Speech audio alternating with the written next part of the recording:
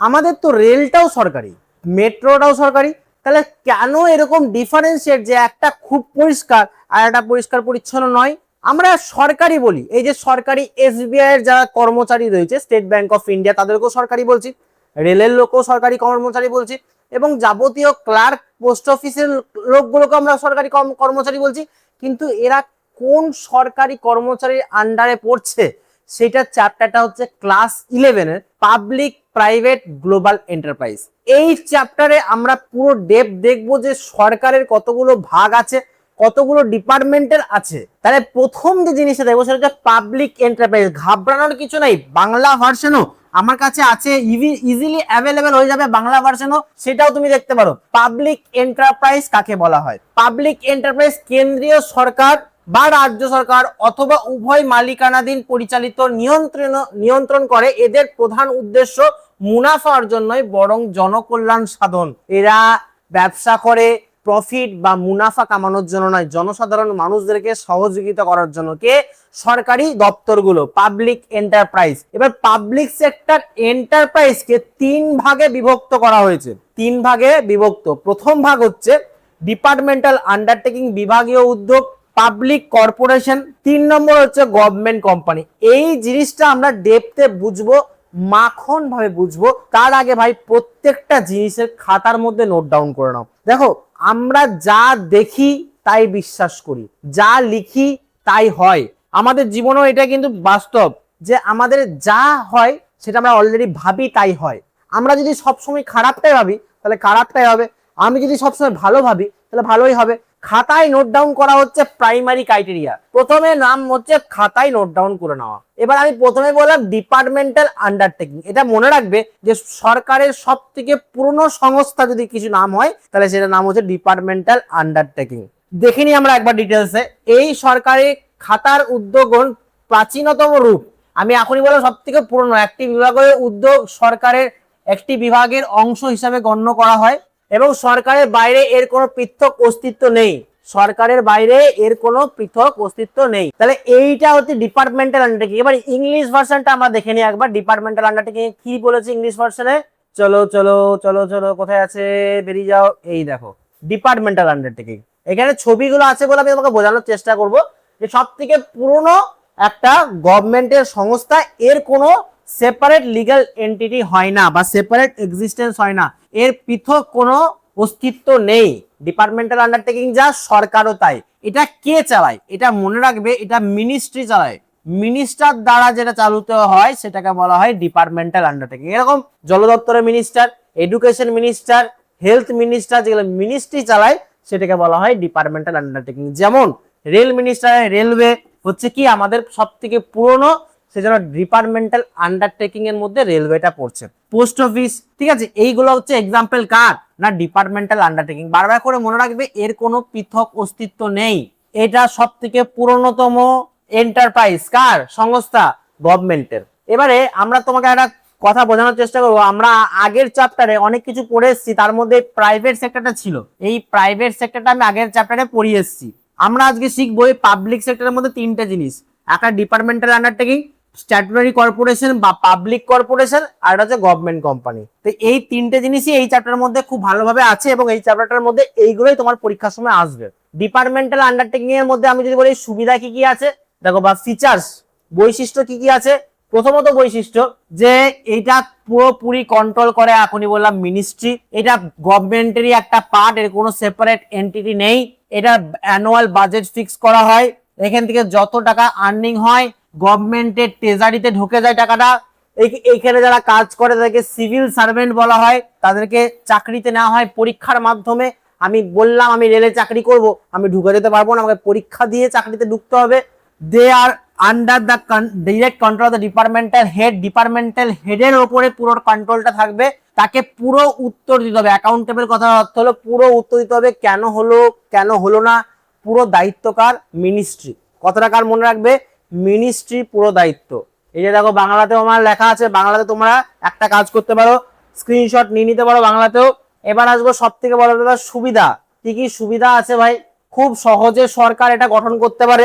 Easy formation, effective control, মানে পুরোপুরি কার্যকর নিয়ন্ত্রণ করে কে? সরকার। সরকারের অনুমতিতে বাজেট ফিক্স হয়, সরকারের যেটুকু মনে হয় টাকা দেওয়া সেইটুকুই টাকা দেবে, সরকার কানাকুড়ি এক্সট্রা টাকা দেবে না। যেমন আগে যেটা শোনা হতো যে সরকারি টাকা পেয়েছিস, সরকারি জমি পেয়েছিস, তার মানে কি ইজিলি অ্যাভেলেবেল, এটার হবে না, যেটুকু প্রয়োজন সেটুকু কাজে লাগাও। অপটিমাম ইউটিলাইজেশন অফ ফান্ড বা তহবিলের সর্বোত্তম ব্যবহার মানে হচ্ছে যেটুকু তোমাকে দেওয়া হয়েছে সেইটুকুর মধ্যে কাজ চালাও। জবাবদিহিতা মানে অ্যাকাউন্টেবিলিটি, এখনই বললাম না, যা হবে পজিটিভ রেজাল্ট হলে পজিটিভ, নেগেটিভ রেজাল্ট হলে নেগেটিভ, যা রেজাল্ট হবে তোমাকে কিন্তু জানাতে হবে মিনিস্ট্রিকে। রেভিনিউ আমি এখনই বললাম। আর গোপনীয়তা, এখানে যা তথ্য হবে, যা ইনফরমেশন হবে, আগে আমরা নিজেরা পার্সোনালি ডিসকাশন করব।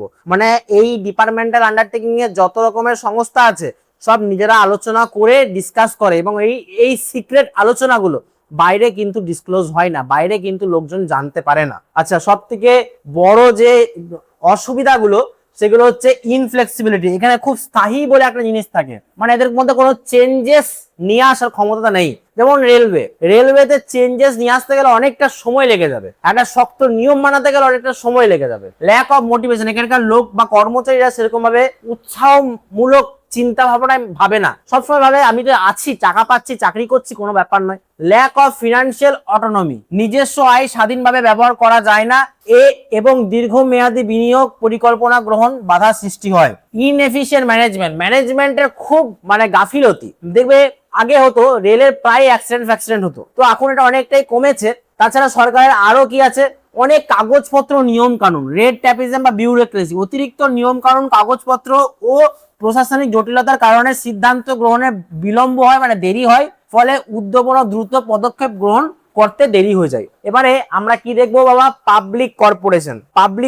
আগে বাংলাটা বলে দিই, তারপর ইংরেজিতে বলবো। পাবলিক কর্পোরেশন মনে রাখবে পার্লামেন্টের অ্যাক্টের দ্বারা হয়, পার্লামেন্টের অ্যাক্টের দ্বারা যেটা হয় সেটাকে বলা হয় পাবলিক কর্পোরেশন। সুন্দর করে বুঝবে বাবু, কি বললাম, পাবলিক কর্পোরেশনটা কি দাদা, যেটা পার্লামেন্টের অ্যাক্টের দ্বারা, অ্যাক্ট অফ পার্লামেন্ট, আগেরটাকে ছিল মিনিস্টার, পার্লামেন্টের অ্যাক্টের দ্বারা যেটা জারি হয় সেটাকে বলা হয় পাবলিক কর্পোরেশন। এবং পাবলিক কর্পোরেশন নিজস্ব একটা অস্তিত্ব আছে, আগেরটা যেমন নিজস্ব কোনো অস্তিত্ব ছিল না, মিনিস্টার যা বলবে তাই হবে, এর একটা নিজস্ব অস্তিত্ব আছে। দেখো তো লিখে গেছে, একটা সাংবিধানিক কর্পোরেশন হলো এমন একটি কর্পোরেট সংস্থা যা সংসদের বিশেষ আইন,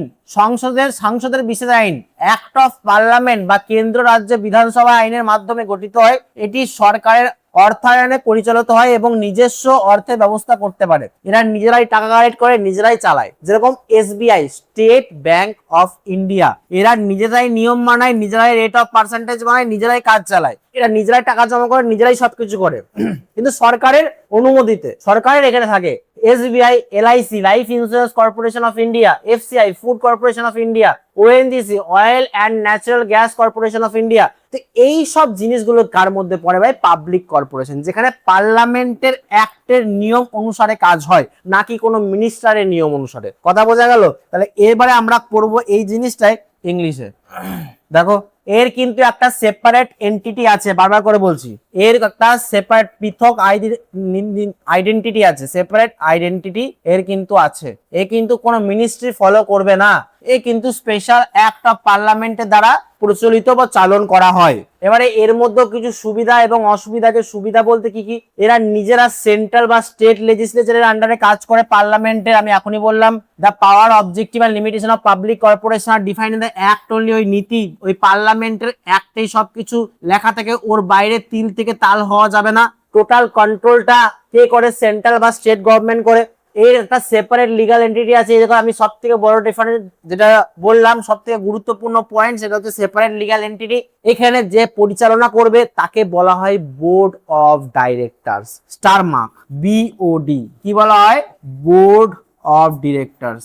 এরা পরিচালনা করে পুরো সংস্থাটা, এসবিআই বলো, এফসিআই বলো, এলআইসি বলো, তাদেরকে রিক্রুট করা হয় এবং মাইনা দেওয়া হয় সরকারের নিয়ম অনুসারে। তারা কিন্তু কোনো পলিটিক্যালি জড়িত থাকে না, কে বিজেপি, কে সিপিএম, কে টিএমসি, এগুলো জড়িত থাকে না। তারা নিজেদের মতো কাজ করে, কে এলো কে এলো না, কার এখন রুলিং পার্টি, কে এখন অপোজিশন পার্টি, এদের কাছে কোনো মাইনা রাখে না। সবথেকে গুরুত্বপূর্ণ পয়েন্ট যেটা, অ্যাকাউন্টস, যে হিসাবটা রাখে, মানে ধরো এসবিআই এর অ্যাকাউন্টস পুরোটা যে সামলায়, যে পুরো অডিট করে, তাকে কি বলা হয়? ক্যাগ। কি বলা হয়? ক্যাগ। ক্যাগ এর ফুল ফর্ম কি? Controller and auditor general. এইটা হচ্ছে টোটাল পয়েন্টস পাবলিক কর্পোরেশন। এবার এইখান থেকে তোমরা নিজেরা সুবিধা এবং অসুবিধাটা বের করবে। আমি ইম্পর্টেন্ট পয়েন্টগুলো তোমাদেরকে বললাম। এখানে একটা পয়েন্ট মনে হবে ক্যাগ, যে পুরো অডিট করে, কি নাম, কন্ট্রোলার অ্যান্ড অডিটর জেনারেল। আর সিদ্ধান্ত নেয় কে, বোর্ড অফ ডাইরেক্টরস। এখানে কিছু সুবিধা ও অসুবিধা আছে, তোমরা স্ক্রিনশট নিয়ে নিতে পারো এবং দেখে ভালো করে বুঝবে যে কি কি জিনিসপত্র আছে। অসুবিধা বলতে এখানে শুধু পেপারে কাজ হয়, তাই এখানে অনেক ম্যানিপুলেশন, করাপশন হওয়ার চান্স থাকে। ওইখানকার লোকরা যেহেতু সরকারি হয়, নতুন নতুন ইনিশিয়েটিভ নিয়ে আসার চিন্তা ভাবনা কম থাকে, তাদের মাথার মধ্যে ক্রিটিক্যাল থিঙ্কিং, যে জটিল চিন্তা ভাবনা করার ক্ষমতা কম থাকে, কারণ জানে তার টাকা ফিক্সড অ্যামাউন্টের পাবে, মাইনার ফিক্সড অ্যামাউন্টের পাবে। রিজিড স্ট্রাকচার হচ্ছে কেমন, ওটার কোনো যে ফ্লেক্সিবল থাকবে, শক্ত, কোনোর মধ্যে চেঞ্জেস নিয়ে আসার ক্ষমতা নেই। যে মানুষ পরিবর্তন হয় না, আমার মনে হয় সে মানুষ মৃত। তো সবকিছুরই পরিবর্তন হয়, কিন্তু কোনটা পরিবর্তন হয় না, চরিত্র এবং নেচার। কোনো মানুষের তুমি চরিত্র এবং নেচার তুমি কোনোদিন পরিবর্তন করতে পারবে না। সে 5 বছর বয়সে যেমন চরিত্র নিয়ে জন্মেছে, তার মেন্টালিটি যেমন থাকবে, সে 50 বছর বয়সে সেই চরিত্র নিয়ে থাকবে। সে দেখতে পরিবর্তন হবে, আর তার হাইট বাড়বে কমবে, তার চামড়ার ভাঁজ বাড়বে, চামড়ার ভাঁজ কমবে, সে দেখতে খারাপ হবে, দেখতে ভালো হবে, তার বডি খারাপ হবে। কিন্তু ভাই, যার চরিত্র যেমন থাকবে জন্মের পর থেকে 5-6 বছরের পর থেকে, সে বয়সকাল অবধি সেই চরিত্র নিয়ে বসবাস করবে। সব থেকে বড় যদি গহনার কথা তুমি বলো, পৃথিবীতে সব থেকে বড় বেশি দামি গহনা, সেটা হচ্ছে চরিত্র এবং আত্মবিশ্বাস। এই দুটি গহনা যার শরীরের মধ্যে আছে, সে মনে হয় সব থেকে বড় লোক। আমার মনে হয় এই পৃথিবীর সব থেকে বড় লোক ওই 2% যাদের কাছে আত্মবিশ্বাস এবং সঠিক চরিত্রবান। এবার আসবো নেক্সট, গভর্নমেন্ট কোম্পানি। এটা খুবই সোজা জিনিস এবং খুব একটা ভয়ের কোনো কারণ নেই এটাতে। গভর্নমেন্ট কোম্পানি কাকে বলা হয়? দেখো, এখানে ডিএসপি বলে একটা আছে, আমাদের দুর্গাপুরের স্টিল প্ল্যান্ট। দুর্গাপুর স্টিল প্ল্যান্টটাকে কে কন্ট্রোল করছে? সেল। রাউরকেলা তো একটা স্টিল প্ল্যান্ট আছে, সেলের ফুল ফর্ম কি? Steel authority of India Limited. এটার মানে কি? এইখানে পাওয়ার প্ল্যান্ট বা steel plant, iron and steel তৈরি করা হয়। গভর্নমেন্ট কোম্পানি কাদেরকে বলা হয়? যাদের কাছে 51% বেশি শেয়ার ক্যাপিটাল থাকবে। টোটাল 100% যদি থাকে কোম্পানিতে, তার মধ্যে 51% যেন গভর্নমেন্টের অফিসিয়ালদের হাতে থাকে শেয়ারগুলো, আর 49% বা তার থেকে কম যেন পাবলিক কিনতে পারে। যেরকম সেলের শেয়ার বাজারে কিনতে পাওয়া যায়, কিনা যায়, সরকারের শেয়ারও কিনা যায়, কিন্তু গভর্নমেন্টের কাছে কত থাকতে হবে? 51% বা 51%-এর বেশি যদি গভর্নমেন্টের কাছে থাকে, তাহলেই সেই তাকে বলবো গভর্নমেন্ট কোম্পানি, সরকারি কোম্পানি। এটা কোন অ্যাক্টে লাস্ট হয়েছিল? কোম্পানিজ অ্যাক্ট 2013-তে। কোন অ্যাক্ট? Companies act 2013। এক্সাম্পল, সেলের ফুল ফর্ম কি? Steel authority of India limited.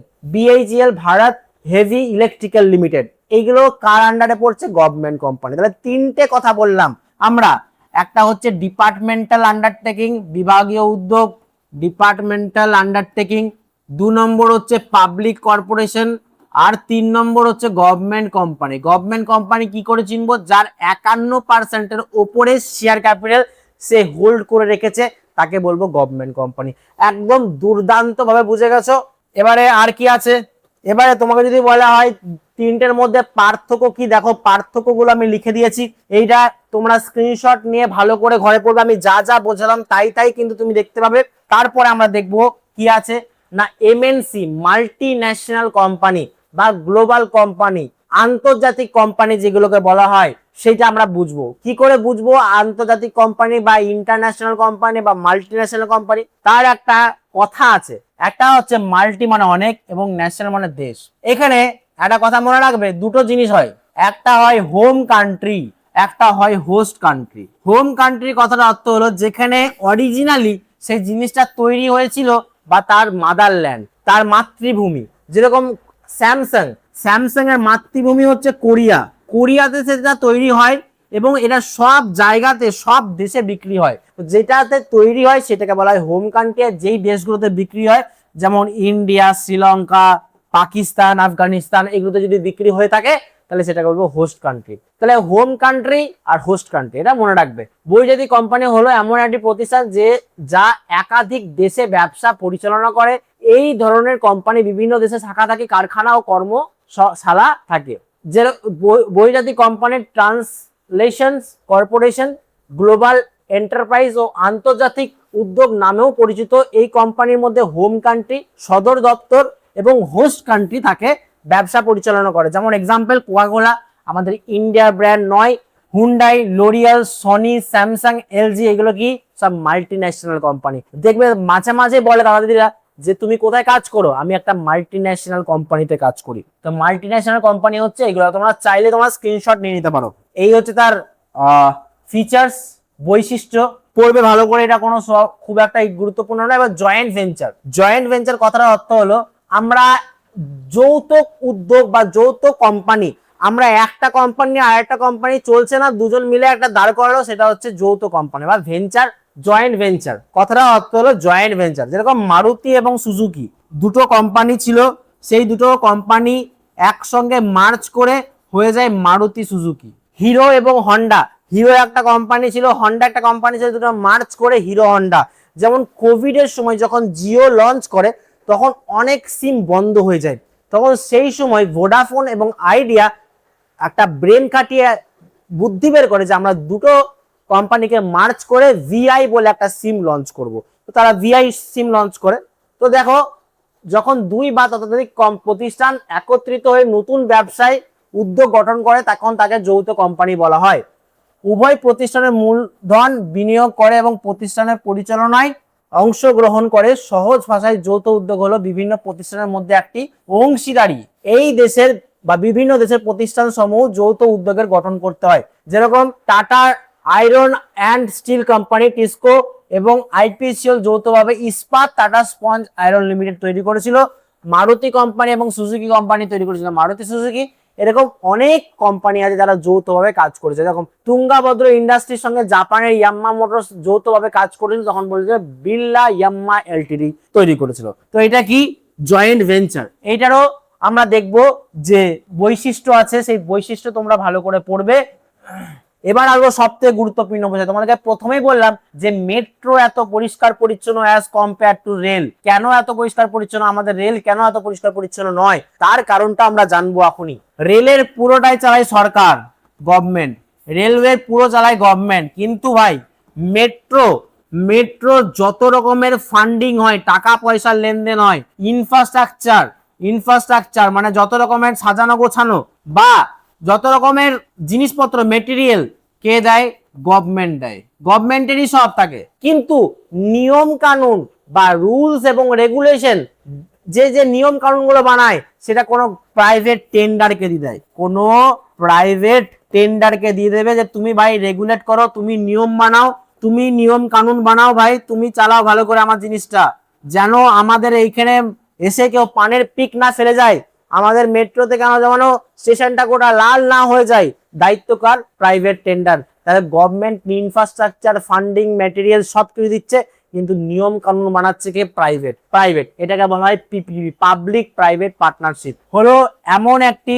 ব্যবস্থা যেখানে সরকারের এক বা একাধিক বেসরকারি প্রতিষ্ঠান অংশীদারিতার মধ্যে কোনো জনসেবা বা ব্যবসায়িক প্রকল্প অর্থায়ন ও পরিচালিত হয়। পিপি কে P3 নামেও বলা হয়।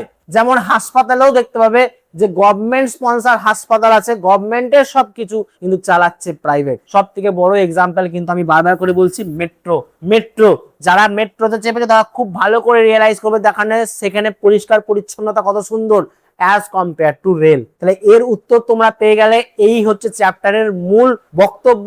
এইটা তোমরা পড়লে তোমাদের এমসিকিউ পুরো মাখন হয়ে যাবে, এইটুকু অ্যাসিওর করেছি। তোমাদের যদি ভালো লাগে ক্লাস 11-এ পড়তে, তোমরা আমাকে ইন্ডিভিজুয়াল কমেন্ট করতে পারো, আমার সঙ্গে কন্ট্যাক্ট করতে পারো।